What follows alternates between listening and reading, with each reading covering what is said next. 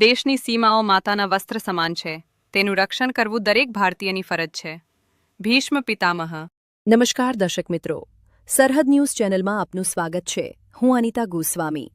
હવે જોઈએ સમાચાર વિસ્તારથી. બનાસકાંઠા જિલ્લામાં માર્ચ મહિનાની શરૂઆતથી જ કાળઝાળ ગરમીએ પોતાનું રૌદ્ર સ્વરૂપ ધારણ કર્યું છે, જેના પગલે હવામાન વિભાગ દ્વારા આગામી 2 દિવસ માટે જિલ્લામાં વિશેષ ચેતવણી જાહેર કરવામાં આવી છે.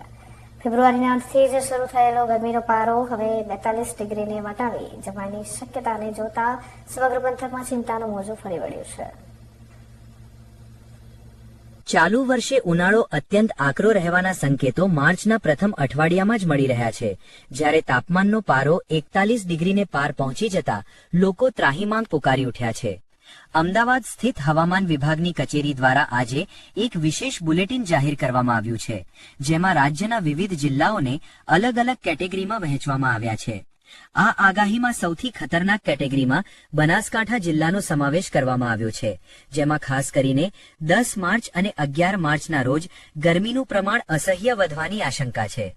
આ 2 દિવસો દરમિયાન તાપમાન 42 ડિગ્રીથી પણ ઉપર જઈ શકે છે, જેની અસર આજે ડીસા શહેર સહિત સમગ્ર જિલ્લામાં જોવા મળી હતી. સવારથી જ સૂર્યનારાયણે આકરા તેવર બતાવવાનું શરૂ કરી દીધું હતું અને બપોર પડતા સુધીમાં તો રસ્તાઓ પર લોકડાઉન જેવો માહોલ સર્જાયો હતો. અસહ્ય લૂ અને ગરમીને કારણે લોકોની અવરજવર લગભગ બંધ થઈ ગઈ હતી અને બજારો સુમસામ ભાસતા હતા. હવામાન વિભાગની આ ચેતવણી માત્ર 2 દિવસ પૂરતી મર્યાદિત નથી, પરંતુ 12 માર્ચના રોજ પણ ગરમીનું જોર યથાવત રહેવાની શક્યતા વ્યક્ત કરવામાં આવી છે. આ સ્થિતિમાં હીટવેવની અસરથી બચવા માટે લોકોએ ખાસ તકેદારી રાખવી અનિવાર્ય બની ગઈ છે.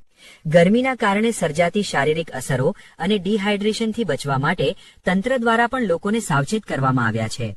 ખાસ કરીને ડીસા જેવા ગરમ પંથકમાં તાપમાનનો પારો જે રીતે ઉપર ચઢી રહ્યો છે, તે જોતા આગામી દિવસોમાં ગરમી નવા રેકોર્ડ તોડે તો નવાઈ નહીં. ન્યૂઝ ચેનલ દ્વારા પણ તમામ દર્શકોને અપીલ કરવામાં આવે છે કે બપોરના ગાળામાં કામ વગર ઘરની બહાર નીકળવાનું ટાળે અને સ્વાસ્થ્યનું ધ્યાન રાખે.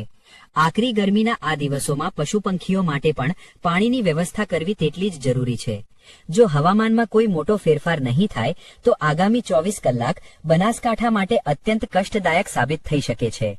બનાસકાંઠામાં સૂર્યદેવના આકરા પ્રકોપ વચ્ચે લોકોએ સાવચેતી રાખવી ખૂબ જ જરૂરી છે.